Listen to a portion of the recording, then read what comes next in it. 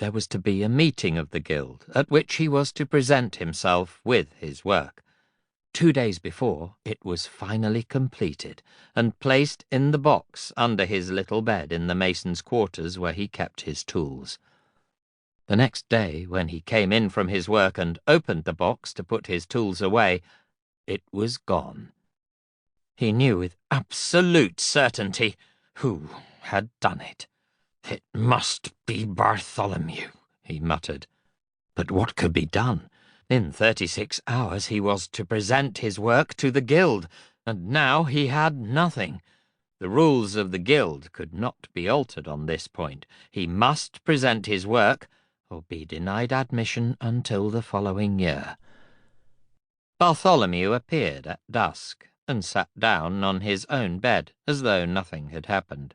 Osmond said nothing, since he would deny all knowledge of the matter, and there was no proof.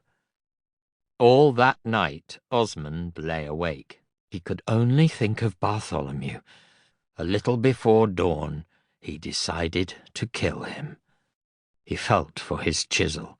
He knew what to do. A single blow with the chisel, tapped with his mallet, just as if he were attacking a block of stone, on his windpipe. Then he had his idea. It was a long shot, but there might still just be time. As the first light appeared, leaving Bartholomew unharmed, he rose from his bed and crept out of the hut. The cathedral was silent. Picking up a small piece of chill-marked stone, he walked out of the close and headed towards Avonsford.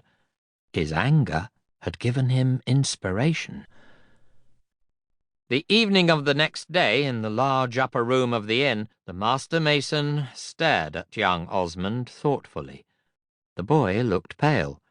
It was not surprising, since it was now 2 days since he had slept. The master mason was also aware that he had gone missing from his work the day before, and Bartholomew had put it about that he was unable to face the guild. But here he was, and so he must receive the consideration as a candidate for masonry that he had been promised. The other masons, who sat at long tables round 3 sides of the room, looked at young Osmond expectantly. "You have work to show us?" the master mason asked. Osmond nodded. He held it in a small bag. "A fine roof, boss, I believe." "No, sir." The master mason frowned. "That is what we were promised." "It disappeared, sir. But I have something else."